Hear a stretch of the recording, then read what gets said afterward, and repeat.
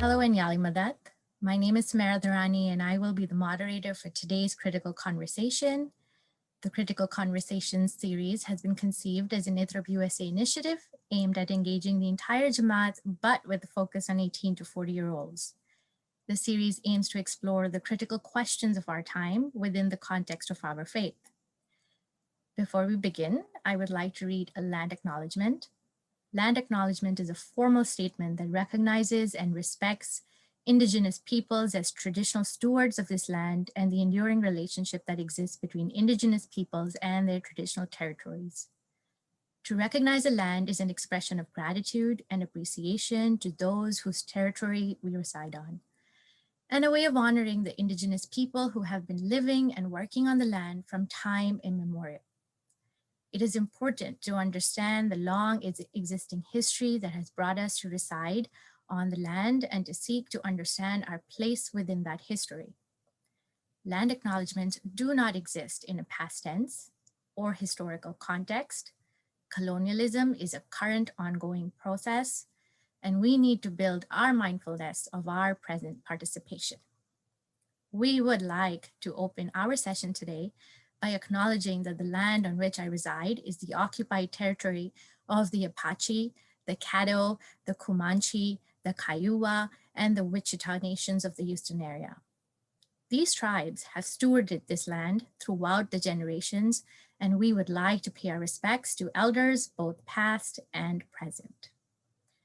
We believe the work we do in sessions like these are part of our ongoing responsibility to acknowledge the ongoing harm that is done to Indigenous people on these lands and working towards a society that is more just, equitable, and in keeping with our ethics as Ismaili Muslims. Today, we are talking about exploring the intersections of art and justice. Today's session will provide an opportunity for us to explore the role art plays in preserving erased narratives, in helping to bring a deeper understanding of injustices in society, and in providing a space for expression and connection. During the session, you will also see a Q&A box through which you can share additional questions or thoughts during the presentation. We will try to address as many questions submitted during today's talk as we can. With that, let me introduce you to our wonderful panelists briefly. Dr. Sitara Thobani is an assistant professor at Michigan State University. Sitara Thobani's research focuses on the performance arts in colonial and post-colonial South Asia and its diasporas. More specifically, she is interested in how artistic practices, as well as representations of these practices, help construct particular forms of gender, sexuality, religion, and nation. Based on her ethnographic fieldwork in the UK and India, Sitara's research has demonstrated how performances of Indian classical dance serve as a critical site for the mutual constitution of deeply entangled Indian diasporic and British national identities. This research is presented in her book, Indian Classical Dance and the Making of Post-Colonial National Identities, Dancing on Empire's Stage. Sitara has a PhD in social and cultural anthropology from the University of Oxford and an MA in sociology and equity studies from the University of Toronto, my own alma mater, and a BA in anthropology and Asian studies from the University of British Columbia. At the outset, we would like to note that the views of our speakers expressed during the course of this discussion are their own. Let's then turn to our conversation. Dr. Thobani, before we begin, could you share more about your background and what led you to focus on the arts, particularly from the approaches that you've taken? Absolutely, and please call me Sitara. Before I begin, I too would like to acknowledge that I'm on the unceded territories of the Coast Salish peoples in Vancouver, British Columbia, and that my institution, Michigan State, is on the lands of the Anishinaabe, Ojibwe, and Potawatomi peoples. And I make this land acknowledgement both in solidarity with the ongoing struggles of Indigenous peoples across the continent, but also in recognition of the multiple ways in which our histories, all of our histories, are integrally entangled. I'd also like to thank the organizers of this series, especially for Hannah Husseini, who's been really incredible throughout this process, and Sumaira as well, to you for moderating. So in terms of my background and how this brought me to the work that I do, it really started with my experiences as an Indian classical dancer trained in Canada and the US. When I was quite young, it was very important for my mother that I have some kind of practice that can connect me to aspects of our culture that aren't readily available for us growing up in the diaspora. And she found my dance teacher, who is in Washington State, Dr. Ratna Roy, and was really drawn to the approach, not just to the dance as a performance, but as a form of living tradition, and was very attentive to the history of the dance and the politics of the dance. And so that was something that my mother felt was very important for me to have in my life and to experience. As I got deeper and deeper into the dance practice, I started to learn more about the history of the dance itself and its development in India. And there was this narrative that I kept coming across that went something along the lines of there was this dance tradition, and then it went into decline during the colonial period, during the time of the British Raj. And then in the mid 20th century, with the push for independence, there was this mass revival of the arts and cultural traditions in India, one of which was dance. And so there was this attempt by artists as well as intellectuals to try and revive, or what they call reconstruct, these dance forms during independence. So this was a very familiar narrative. But what I was also learning was that there were many, many people who were left out of or written out of this narrative. Most notably, the actual women who had performed these arts for centuries were still written out. They were still associated with the dance in its degraded sense, in this idea that the dance had become something that was profane and needed to be sanitized, needed to be reclaimed. And so what happened was these women were being written out of dance history, these women who had maintained these traditions and kept them going through the colonial period. And the dance then was sanitized as a form of national heritage. And in that process, the dance then came to represent what the Indian nation wanted to see itself as: middle class, respectable, a particular kind of upper class femininity, all of the things we consider proper. And again, speaking very much to British Victorian ideas of what proper actually means. And so I was learning this history and how complicated it was, how problematic it was, but I was learning this at the same time that I myself was performing in a multicultural context. So I grew up in Canada, and like I said, my teacher was in Washington State, so I would cross the border to learn and perform. And what really struck me was the ways in which what I was learning about the dance in the mid 20th century in India was being replayed around me in Canada and the US. As a performer of Indian classical dance, I was being made to represent something much bigger than I could actually represent with my class. I was made to represent India as a whole. So the kinds of femininity that I was representing through my performance, the ideas about culture and tradition, all of that was being taken up by these multicultural audiences to construct ideas about India. And so I was really struck by what I had learned had happened in the 20th century was happening again in a very different context by very different people. But I was still involved, whether I wanted to be or not, in constructions about very specific, very homogenized ideas about India, very essentialized and stereotyped ideas about India. In short, what I was seeing was that the dance was becoming racialized as a kind of ethnic art, right? It was stereotyped as ultra feminine, as tied only to Hindu religious practices, because that's what people understood when they saw the form. And that the dance was being made static once again. There was no sense that the dance is part of a living tradition that we're continually involved in creating in the present. And so this experience led me to want to study this in a more academic way. it became the topic for my research in my master's as well as in my PhD and subsequent book. And these issues continue with me in my research as well. One thing that really I appreciate so deeply about this trajectory is I feel like the issues that I was dealing with first as a dancer and then later as a researcher were then connecting to other communities and their histories and experiences as well. So for me, what I was learning about Indian classical dance, it was as if Indian classical dance was a kind of case study that allowed me to study larger questions about how cultural identities are formed, about the politics behind these formations, about how these identities are racialized, right? Defined as and only as a kind of racial identity in very stereotypical ways. It also tied to questions of gender for me, whose voices are heard, whose voices are presented, and how are proper constructs of femininity actually produced and conveyed, and how might we be able to use the arts to depict alternative forms of femininity that focuses on many other aspects of what it means to be a woman, of our daily lives. And these, like I said, I think are issues that relate to so many communities. So even though my experience and my research is focused very much on India and the Indian diaspora, and I recognize that this is a segment of our Ismaili community that is quite often overly represented and quite privileged. I do hope that my experiences and my thoughts on these issues can connect to people of other histories and backgrounds, cultural backgrounds as well, because colonialism was a global project and we're still dealing with its consequences in our arts.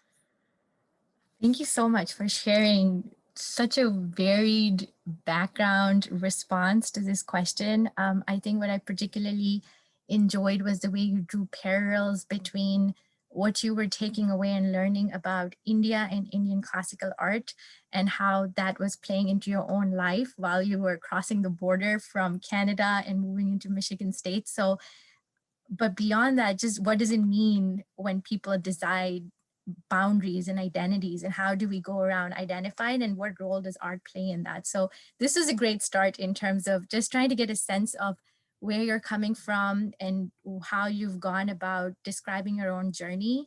I may ask you another question. Seeing that you've kind of highlighted and alluded to the large segment of our community that is part of the South Asian diaspora, how does art create a space and connection in marginalized communities? How, yeah, I'll leave it to that. So. Absolutely. Thank you for that. And I think picking up off the points that you were making in reference to how these borders are created in the first place, I think it's recognizing that art can play a huge role in bringing people together and enabling us to communicate across differences. But art can also be used to freeze people into boxes, especially when that art is perceived to be ethnic art, as happens so often in multicultural contexts. And I think we need to be really mindful of both roles that art play, to ask, are we engaging with it as this vibrant, dynamic, living thing that we're involved in and that we're learning from, or are we thinking of it in these very static, stereotyped kind of ways in which we're doing injustices by freezing people into boxes and acting as if they've never changed across the centuries, as if they're frozen in time.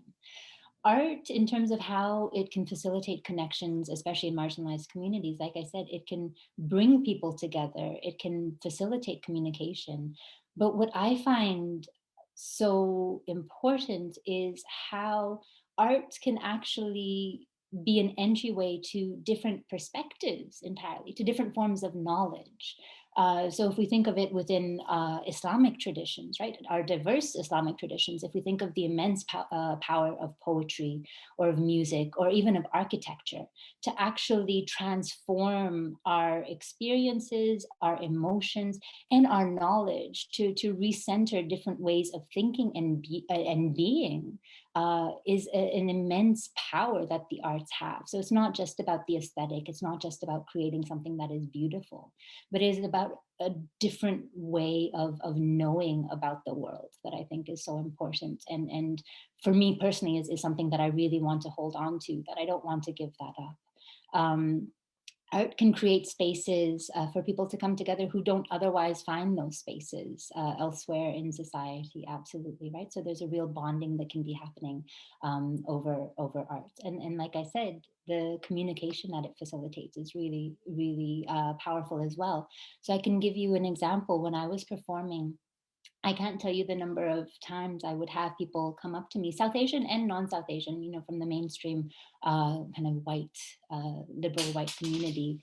The number of times people would come up to me and say things along the lines of, well, it's so nice to see that you as a young Muslim woman are up on stage performing, because Muslim families are so conservative and they're so controlling. Or as an Indian woman, Indian families are so controlling, and the sense that that didn't speak to my experiences at all, right? That not only was I breaking that stereotype, I was able to show people that that's actually quite limited.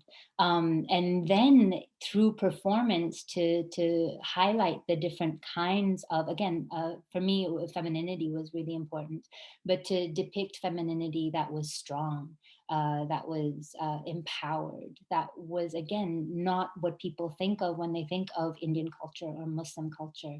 That was so much more powerful and so much more effective than anything that I could have said, than any debate that I could have had.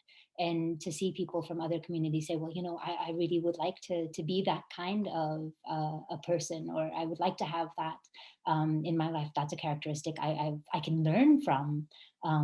It just made me convinced of how effective the arts can be. Um, you know, I think this little nugget that you shared with us really tells me so much about how to hold space.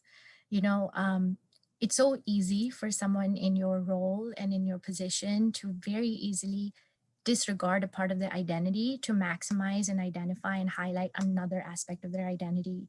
So for you to hold both your Muslim, South Asian, female, dancer, all of these different entities of yourself in that same moment, when someone comes up and says, I don't know, Muslim women did that, you have a choice and you make that active choice. And I think that comes from a place of strength. So this real example really shares this idea as to how, we sometimes navigate those different identities, and that really make us who we are at the end of the day. But as we begin to think about art and justice, could you help us understand the role art plays in preserving narratives that are often erased or disregarded? Perhaps an example from your research that kind of sheds light on this idea a little bit. Mhm. Absolutely. I think art does so in two ways. First of all, art, and I'm speaking very broadly by what I mean by art. Art is a form of expression, right? It allows us to say things about our present and about what we want from our futures. It allows us to come together and express ourselves in a way that then shapes the way we see our identities individually and collectively, right? In community. So as a form of expression, art is very important, but also art is something that has long lasting effects, right? It's the evidence of our past. It's the evidence of our traditions. And it connects us to that past in ways that are real and almost tangible. So even in performance, which is temporary, which lasts only as long as the performance does, it still gives us something solid, something grounding, to connect us to the past. And so I think that's my view of art, to see it both as a form of expression as well as the almost material evidence of our past, of where we have been. And in that, it is such a powerful medium to preserve the narratives that you are asking about, right? Especially narratives that are erased or disregarded. historically, and this is speaking more from my research, historically, we can see that art and cultural production has always played a really important role in anti-colonial struggles. And this is very much the case in India, but it's the case across the world, right? That in the struggle against colonialism, in the struggle to reclaim a national identity, art was really significant in symbolizing and representing that which was to be a part of the heart of the heritage of the independent nation, right? And so that again is really important because it links to a past that is much longer than the story of colonialism. And we can't deny the importance of having those traditions to be able to say that our past is much longer than what colonialism and colonial ideas have told us, right? And that past, again, is filled with different forms of knowledge, different sets of priorities, different ways of understanding the world that we really want to hold on to. In that sense, to create art was an incredibly political thing, right? Especially when the culture itself has been denigrated, when the culture itself has been defined as uncivilized, as improper, as too religious, too superstitious, too sexualized, whatever it may be. It's a very political thing to be able to define art. But in that moment, we can see how art can also be used for other purposes, right? So I suppose what I really want to underscore is art in and of itself is not inherently aligned with what we're calling today a sense of justice, right? Art in itself is not intrinsically lined up with the right kind of politics, kind of progressive politics, in the way that I think sometimes we might be too quick to assume. Given how powerful art is in creating and representing collective identities, as in the example of kind of creating a sense of national identities, it can include people in that category, but it also therefore has the power to exclude people. And that's one of the things that I was really highlighting in my research and in the history that I was describing earlier about Indian classical dance, right? That in creating a definition of Indian classical dance that was aligned with the ideas of what the independent Indian nation wanted to see itself as, it was excluding marginalized women. It was remarginalizing the dance practitioners who had held on to this tradition for so long. So again, we need to be mindful to both sides of the equation, to how art can really help preserve and elevate narratives that are often ignored and marginalized, but it can also play a role in marginalizing those narratives and those voices again. And therefore we have to have that critical approach, both as artists, but also as people who engage arts in other ways, and not as practitioners, but as observers, lovers of art, and in kind of all aspects of our life as well. I think this is an issue that speaks to a lot more than artists alone. Thank you for sharing that piece. I think my favorite has been this idea of how art is so dynamic. Like, whose voice is not being heard is probably the question a viewer of art, an engager of art, a creator of art should be asking themselves maybe often, and whose voices are being projected and presented and why that might be the case. And it's amazing, like I haven't thought of art in that way to that degree. So you sharing it in this way kind of makes it so powerful in what art can do for justice, especially in the 21st century with everything going around us today. A question that I have around that note is, art is often understood as a form of expression, and I think you kind of gave us that segment really beautifully right now. In your experience and research, in what ways do types of art elevate or obscure these voices that are not often heard that you kind of alluded to earlier? Mm-hmm. I think I've been speaking quite a bit about the colonial period. So let me address this question from the contemporary context, perhaps, and we might be able to see some of the parallels that I was alluding to, and that are a real driving factor in my work. We see examples around us about the way in which art, this abstract idea, kind of capital A art, is tied to ideas about respectability and elite tastes, right? It becomes a kind of way of saying, I'm a very cultured, well-educated person to say that I am into the arts. As a community, we are becoming more and more interested in the arts as well. And I think that is really important. And it's essential that we support and encourage and try to cultivate artists within our community to really speak from and create from their experiences. But at the same time, we also have to ask ourselves, whose arts are we recognizing? Whose arts are we celebrating? Whose arts are we taking to be definitive of art, and why? I think so often, because art is tied to respectability, and that's what we saw happening in the colonial period as well, right? During the independence movement, when there was this push to really try and revive the arts as national heritage, that was a project of respectability. And we see these projects of respectability in the present as well, a way of showing that our community is well integrated into multicultural society. And so, given that dynamic, I think we need to really broaden our definition of what we think of as art, and to take the relationship between art and culture and history and identity much more seriously. To really, and I think by doing that, again, that opens up that different way of seeing and engaging the world, to see these traditions that are alive and tied to so many aspects of social life, of who we are as people and as a community.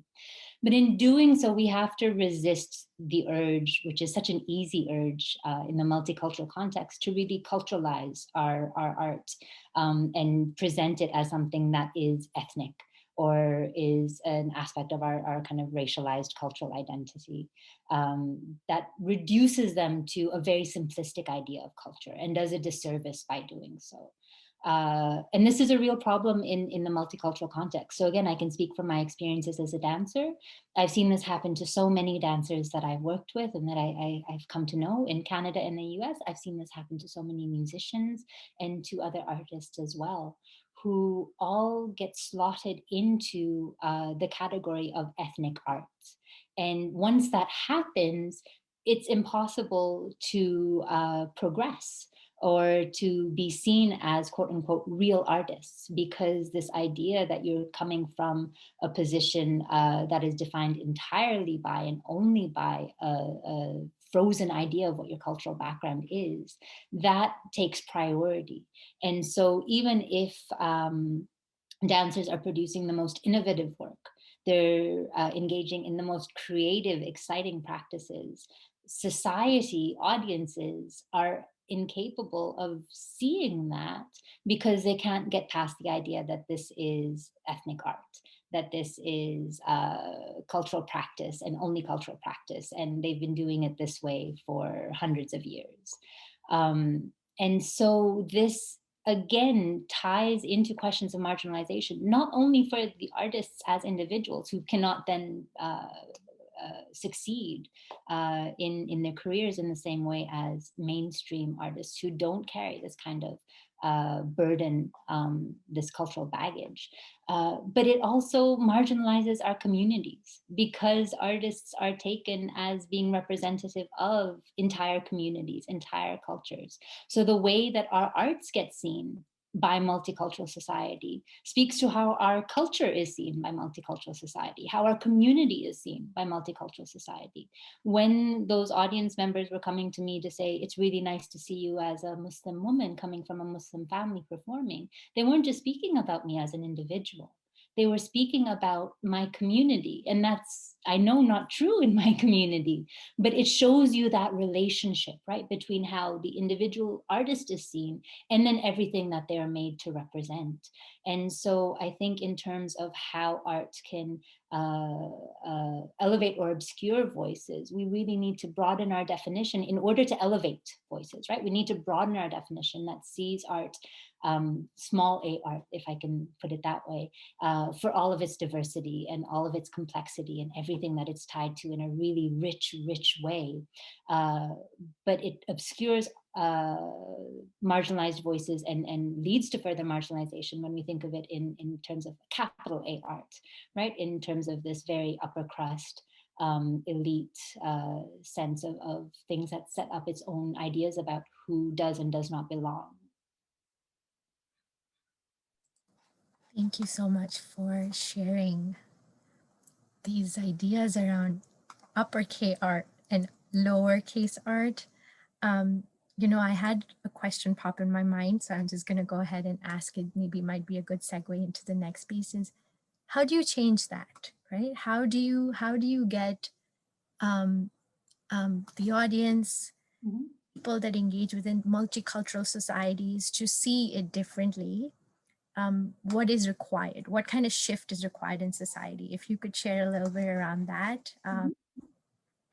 Absolutely. I think we all play multiple roles, right?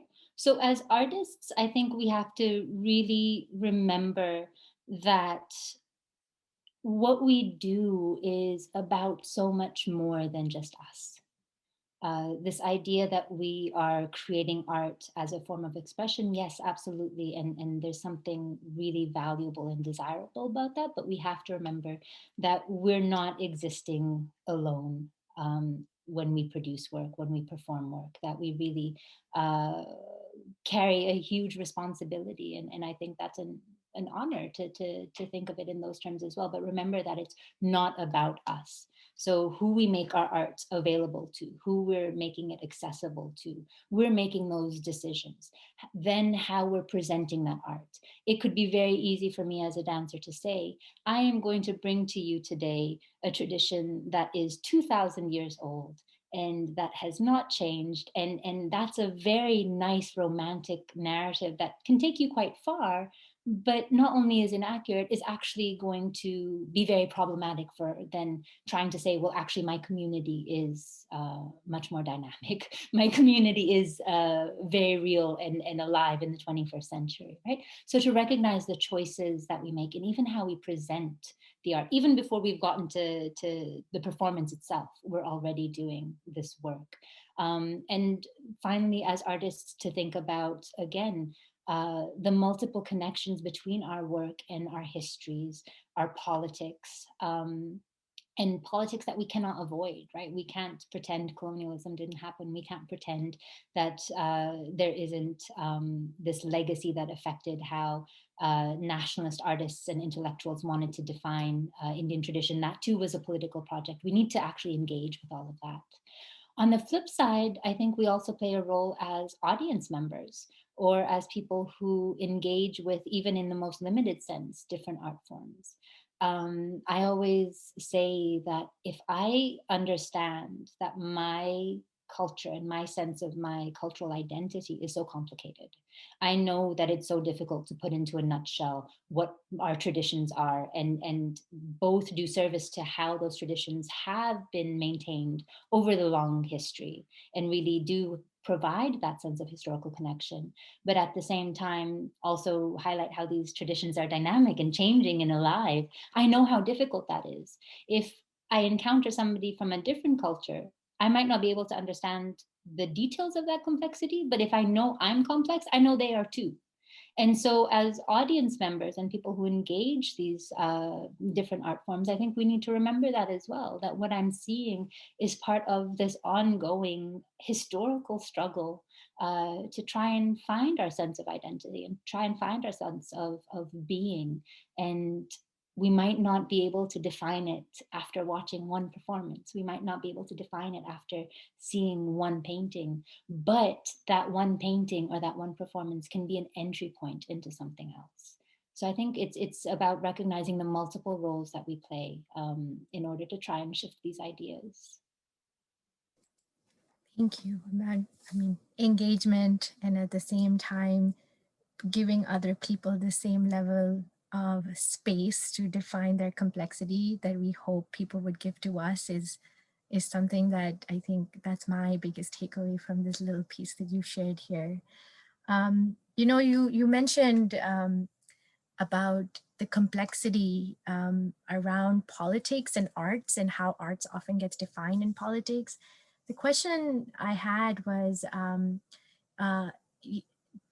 when we think about in what ways does performance art, and that's something that you've been doing for quite some time, helps create an awareness of injustices that occur in society. Has there been an example that you've found yourself in and you've had to kind of present a certain narrative in a certain manner? I mean, that would be great for our audience to know and understand.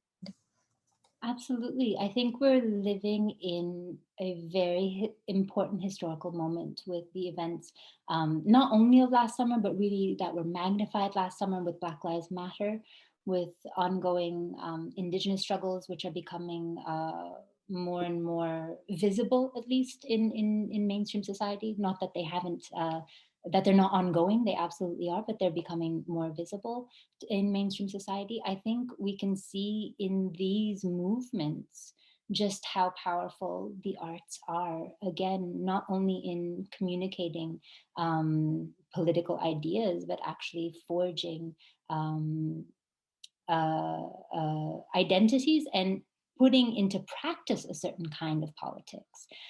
We think of politics either as what we engage with when we go to vote or see politicians debating on stage, or perhaps when we're debating at the dinner table, right? We think of politics in this kind of way.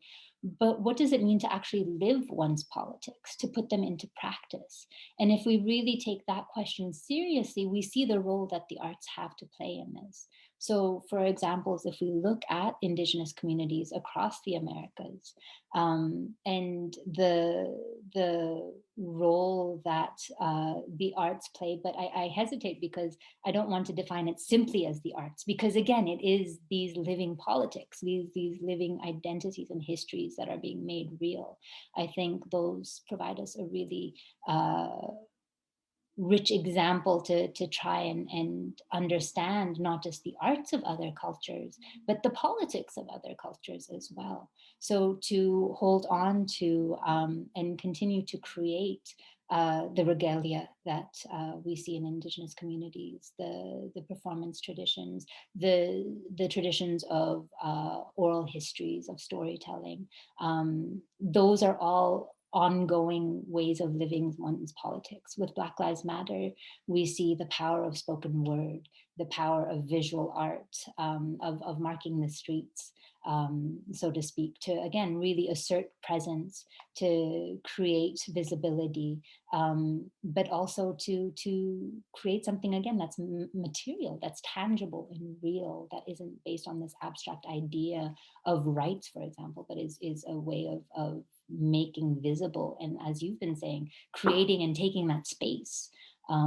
to see that. So we can see these examples in the most urgent political moments and movements right now, I think. And again, it's important to remember just how the arts facilitate communication across boundaries, but facilitate communication of things that might not be heard otherwise. If we think of how contentious it is, how difficult it is to engage in these conversations, how easily people are shut down for professing certain viewpoints in politics, and that gets reduced to opinions, or oh, you're always talking about injustice, you're always talking about race. Those conversations get shut down too easily for people of a certain politics. You're always talking about colonialism.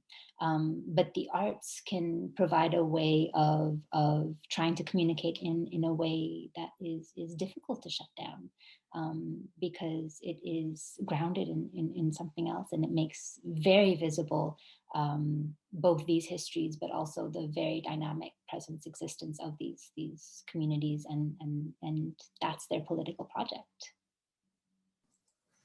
Thank you for sharing that. It's art is a kind of rebellion that you don't want to shut down, I think, to some degree. Um, uh, you know, I mean, you've been part of the community for so long. You shared an example of how you have performed for the community at different community events. In what ways can our own community begin to pay more attention to and develop an appreciation for the arts? and some of the stories that arts has to share. Yeah. Absolutely. First and foremost, I would say, as I was saying earlier, that we have to remember to actually pay attention to those who are making the arts and try to understand their reasons for doing so. And that involves some of that critical engagement that I was talking about, right? To try and really resist that art which is produced in a simple and stereotypical manner to represent that which they cannot represent, right? These very homogenous, simplistic ideas of cultural identity, for example. So to really pay attention to those who are making art and try and understand their purposes for doing so. Also to remember that art, and by art, like I said, I've been using a fairly broad definition, but by art, I really want to include the traditions behind the art, right? Art in kind of all of its cultural glory. To really remember that this art is not static, it's constantly undergoing changes, just like our community is, just like our cultural identities are. This doesn't mean that there isn't continuity. That's the beautiful thing about art, is that it ensures continuity, but in a way that's not frozen in time, right? In a way that's constantly shifting and growing, again, like we do as individuals and as we have done as a community. And so to have that very, that broadened definition of art, I think is really important. And if we do this, if we remember this, then we can really appreciate the deep connection that exists between art and culture without racializing it, without exoticizing it, and without marginalizing it, and therefore without exoticizing or marginalizing the practitioners and all the people and countries that they are so often made to represent. Thank you. Like, I think it's such a human need to constantly categorize and constantly define, constantly put everything in a box, that when you see something that doesn't directly resonate with you, or you see something that is different, you want to put it in that ethnic box, or you want to put it in a box where, I think what I'm understanding from what you're sharing is enjoying art for the sake of art, and see why the person who's presenting and sharing that with you, what are their will factors, what is driving that individual, and really understanding that aspect of art, rather than jumping to this idea of let's just codify it and let's define it and put it in a box. And Yes, but I think it's really important to ask, where do those boxes come from in the first place? So it becomes an explanation, and it's an explanation that we encounter quite often, that, well, it's human nature to try and categorize people. It's human nature, and therefore we categorize people into races and into cultures. And we know that it's much more complicated than that, because these are boxes that we've actually inherited. These are ways that we've been taught to think, and this is where, again, I think it's really important to pay attention to kind of how colonialism has really laid the groundwork for actually defining ideas about culture, what counts as culture, and who gets to represent culture. These are very specific ways in which we see that we continue to live out the legacy of colonial thinking. So these boxes that we have, that you can check your ethnic identity on a form, or you can slot the kind of dance performance you're seeing into, those aren't boxes that we've just created, that we've actually learned to think of this way. And again, in multicultural society, that happens too easily. From the moment we send our children to primary school, or we attend primary school, we're taught to think of culture in these very codified ways that don't do justice to how complex it is. And so I think that's really the question, is, where do these boxes come from in the first place? And yes, I am calling for a kind of engagement with art that resists that urge to slot into boxes. But it's not just an enjoy art. Again, we hear this a lot, enjoy art for art's sake, because I think, again, that too often I've seen that provide a kind of cover for people to then not go further to try and understand the history and background of the art. What I'm calling for is to actually engage with the art in as full a sense as possible, to not make the art definitive of the culture, but to see the art as an entry point into the culture. And that's difficult. And again, it's an incomplete project. Just as the performance is never complete, the performance is temporary, but its spirit continues, right? It's never complete, it's never perfect. In that sense, our knowledge is never complete, our knowledge is never perfect, and to learn to sit with that and see where that might take us, that's what I'm calling for.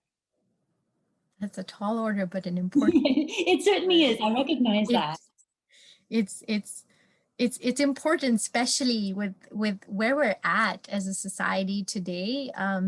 This need to sit with our thoughts, the need to sit with discomfort, because I think what you're stating has some level of discomfort, given that quite often it's so easy to be like, this is what this certain kind of piece is, and I'm done, I check that box and I move forward. Mm-hmm. But being patient and being comfortable with discomfort is a different level of skill that I think we as individuals, should be tapping into or working on. Sitara, this has been an amazing conversation. I have one more question for you. We would love for you to share some advice, for young adults who are contemplating or embarking in a journey in the arts. You shared some background, which was very inspiring for me, and I hope that it's inspiring for a lot of young adults who are listening to this presentation. But anything else that you would like to add to that piece? Yes, in terms of speaking to people who might be contemplating a journey in the arts. Again, I would want to speak to people on both sides of that equation, whether you're a practitioner or you're not, you're just somebody who has a love for an art form or multiple art forms. What I would say, and it sounds perhaps too simplistic, but I really believe it is don't give up your connection to the arts. Whatever that connection looks like, whatever form it takes. If you have a passion for poetry or music or whatever, keep that in your life, and do that, again, because it maintains that sense of living tradition, but also keep in mind that that connection, keeping that going in your life, it does provide a different way. It connects you to something bigger than us and bigger than our society at present, right? It connects you to different ways of thinking and of actually being. It's we have such a rich history of different philosophical traditions, spiritual traditions. Those represent different ways of being in the world, of different ways of understanding the world. And it's very difficult to enter that and be completely engrossed by that in the conditions that we live in. But the arts can really provide some kind of even if a fleeting connection to that way of being. And so I would just say, don't give that up. It's too much to give up. And yes, I wish very much that kind of more and more people can hold on to that in their lives. I think it would make us, and I can catch myself sounding kind of a little bit cheesy, but I think it's true. It can make us more empathetic, and it can make us much more thoughtful, and again, consider other possibilities that right now might seem unimaginable. And we need that at present. We really, really do. Yeah, I think I would agree. There is a lot of place for improvement, and arts can, if nothing, provide us with an entry point into those improvements. It can kind of be the torchbearer for us as we move into thinking about what kind of world we want to move into. Thank you so much for these reflective thoughts. With everything that's been spoken about, we've received a few questions from our audience, which I'm sure we would love to hear your insights on. With that, I'm going to turn to the first question. The question is, can you distinguish between performing art and material culture, or are they the same category? Mm-hmm. Absolutely. Thank you. That's an excellent question. So material culture usually refers to that which is tangible, that which we can actually hold and lasts. So we can think of that in terms of painting, photography, literature. But then material culture also has another aspect to it, what we think of not necessarily as art, but as handicrafts. We can think of clothes and fashion as material culture. Uh, all of these again, kind of material things that connect us and create a sense of identity. Performance is related but different in that performance in itself is momentary. It lasts for as long as the performance does, but not really. I mean, it does and it doesn't, and not really because of all of the rehearsal that goes into it. And because its effects can be long lasting. But performance points to a different way of engaging with the arts, where focus really is not on creating something that can stand the test of time in the way that a painting or a handicraft can, but that speaks much more to the experience between the performer and the audience. So even though you might rehearse again and again and again, and in that sense, your performance is a repetition of the choreography, for example, or the piece of music that you're performing. No performance will be exactly the same. No rehearsal will be exactly the same, but no performance will be exactly the same because so much depends on the relationship and the experience between performer and audience, and audiences are always different. So it's two sides of a coin, I would say. Recognizing the differences between material arts and material culture more generally in performance, but also that both do play a role in terms of creating senses of community, of cultural identity, and connecting past, present, and possibly future. Thank you for sharing that. A second question. I have seen a strong want to hold on to very frozen in time culture and arts as our families move, and we have this ongoing diasporic movement. It permeates our community from within, but it also looks like a want to hold on to and not lose part of an identity, Mhm. be even fear of. How do we start to break down these isolating walls within our families to trace this generational knowledge and culture, knowing how hard it could be for our families and our community? How do we engage in the resistance from within so that we can practice it across our communities? It's a big one, but if you want, I can repeat the bottom two questions for you. I think I've got Okay. the gist of it, and if I miss something, please by all means add on afterwards. But I think this is a really important question, and this really hits at the heart of the issue, right? So I've been speaking a lot about, and my research again focuses a lot on how art and culture is fossilized, is frozen in time from the outside, in colonial thought and then in multicultural thinking as well. But of course, this also happens from within as well. This also happens from within our cultures.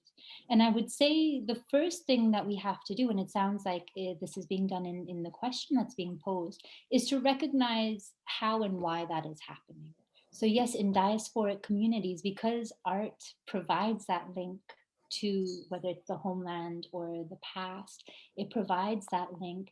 There is a strong desire to hold on to it. And absolutely. And I think we have to recognize that that's a different reason for holding on to it and freezing it in time than what we see happening in multicultural society or what we see happening in colonial thinking historically, right?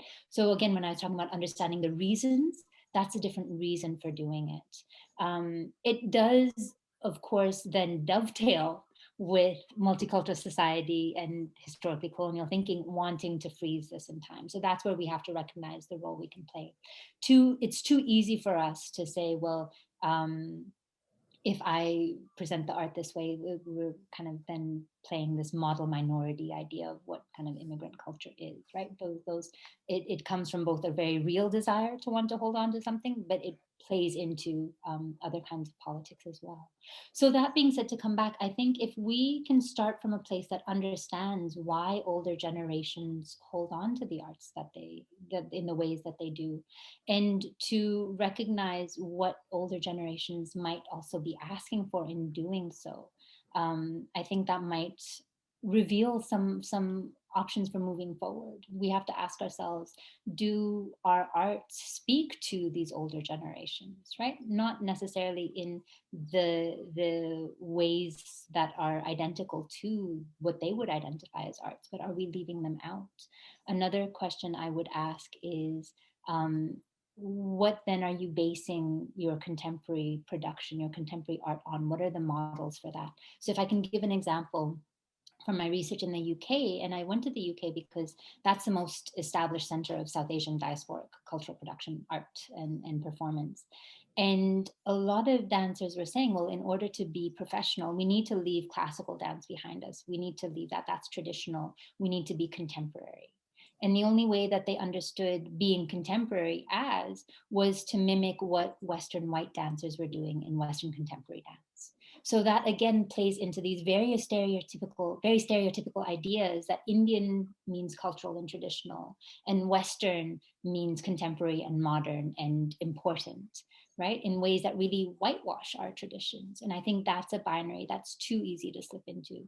So I would really caution, and I kind of feel very, I see this in so many ways around me. I would really caution jumping to the extreme of we need to be contemporary in a way that is trying to pursue and mimic something that we cannot be by definition. What I saw in the UK was no matter how much dancers were embracing Western contemporary dance, they still could not make careers as contemporary dancers because they could not get away from their racial identity. They could not get away from these ideas of what it meant to be a contemporary South Asian dancer. And the South Asian was always really highlighted in that instance. So it's impossible for us to take on what is defined by society as contemporary arts in this way without doing a lot more work and engagement. So I would, that's one point of caution that I would make.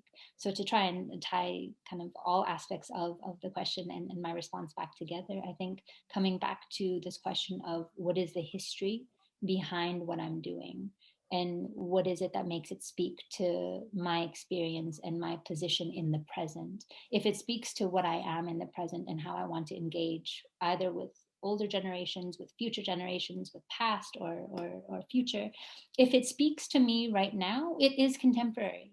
If it speaks to me right now, it is being made in the present in light of the present conditions. And I think we need to expand our appreciation of that fact as well. So absolutely, there are these tensions and these real challenges that happen in diasporic communities. And there's this real risk, I don't mean to minimize it, there is this real risk of us ourselves fossilizing our traditions within diasporic communities. But I think that if we step back to actually try and understand the context more fully, we can develop much more creative, much more interesting, and much more powerful ways of producing and engaging art. Thank you so much, Sitara. I have 3 more questions. This next one is the individual has provided a bit of context, so I'll start with that and then ask you the questions.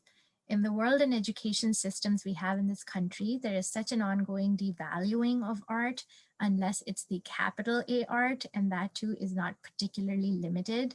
Our youth don't always have access, and our community doesn't always elevate it beyond maintaining one's culture. And what you're talking about is so much more intentional and not about show, not about an elitism, not about a certain and specific way to do or engage with art.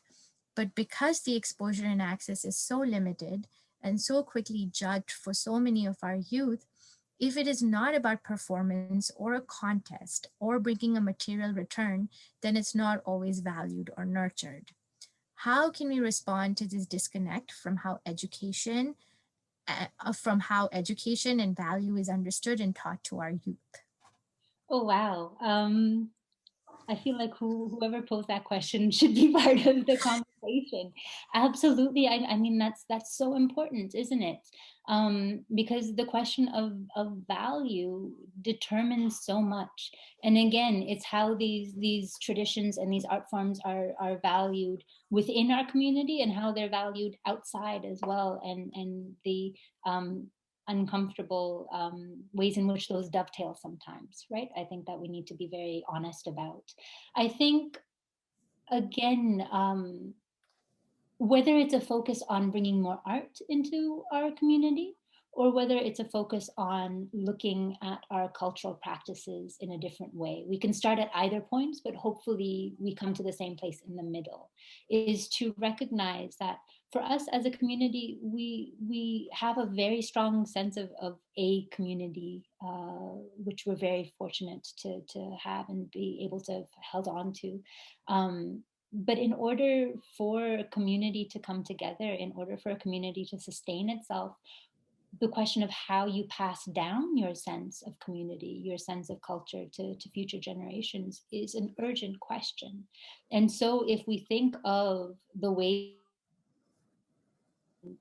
artistic, right, through our art, through our tangible material culture, through our architecture, the way our jamaat khanas are built, through our practices, through our foods, through material culture in a more general sense, through our poetry, understanding ginans in a different way, for example, right? Understanding ginans as a form of art, as a form of seeking another kind of knowledge. If we broaden our definitions of that, we find that the things that we really do value as a community, that we really do want to prioritize in terms of passing on this sense of continuous historical practice to future generations, that's completely tied up with the way I'm approaching art and culture here. Um, and so, I mean, a lot more needs to be done. Many more ideas need to change, especially when we talk about what is valued and what is not, because absolutely, you're right. It's not valued from within due to this push to really try and meet expectations of mainstream society. And it's not valued from outside of the community because it's seen as only cultural, as only kind of ethnic. And so we're facing devaluing on multiple fronts. But again, recognizing that the things that we do value can actually and really are deeply connected to the sense of art and culture, might hopefully perhaps be a kind of start. Thank you for sharing that. Um, Another question that's coming our way is, since the partition of India and Pakistan, do you see an evolution in these genres that represent certain nationalistic ideals? Mhm. The question is asking that, but if so, some examples would be awesome. Absolutely. Thank you so much for that question. Earlier, when I was talking about the way in which Indian classical dance, especially, but other forms as well, was used to construct particular ideas of national identity, that's really tied to what we see happen after partition. So prior to partition, to independence, and earlier in the colonial period, we know, for example, that Hindus and Muslims lived much more synchronously, that they were influencing one another, that they didn't necessarily identify along a clear-cut divide. And we see in that, especially in the arts, right? We really see that complementary relationship in the arts in a way that we cannot deny the presence that Islam and Islamic thought and art forms played in producing arts in South Asia, just like we can't deny the way in which it interacted with the multiple forms of Hinduism in the subcontinent, right? So we really see the arts, again, kind of the material evidence of history. We see that in our arts and we still see it in the present.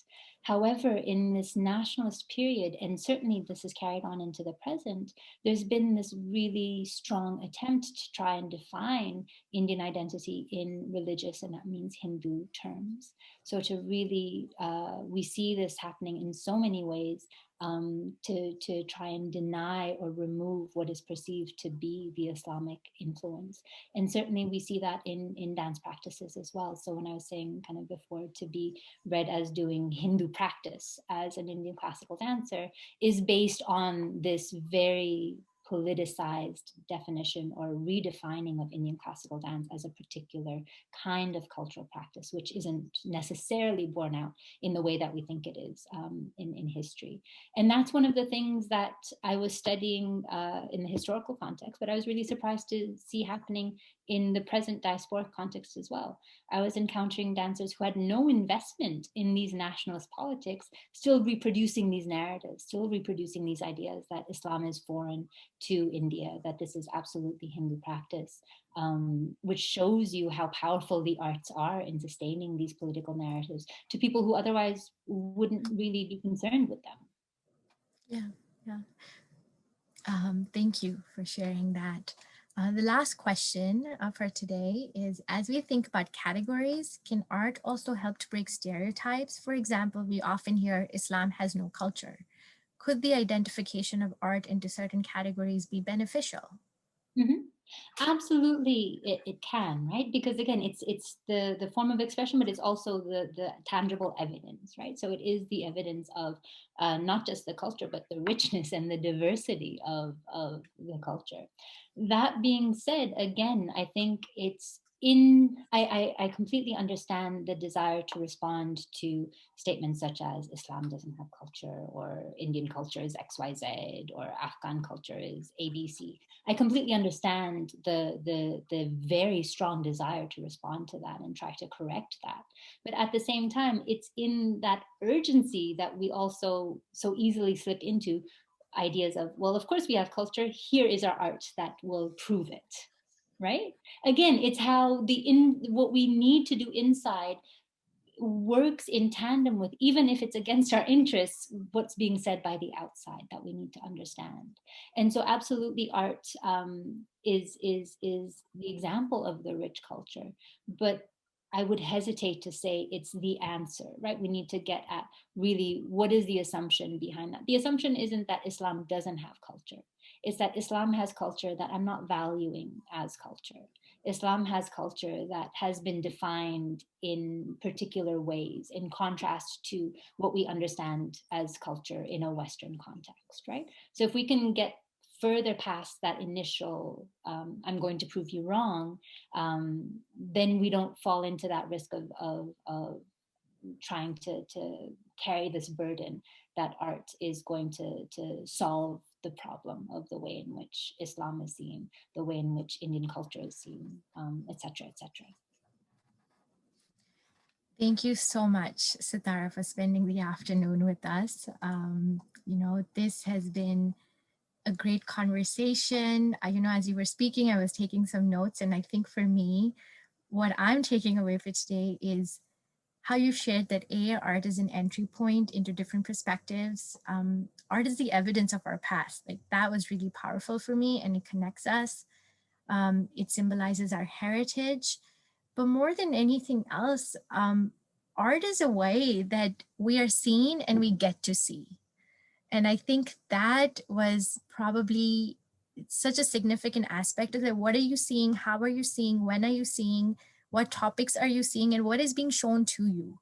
And I think that was really part of this conversation. And it really got me thinking, the next time I find myself in these situations, what kind of thinking needs to be happening on my end as an audience member, or someone who is in the position to create art. So truly, truly humbled, and thank you so much for this critical conversation today. Today was such a treat for me, and I hope it was for all of you that are watching. Thank you again. A couple of announcements before we go.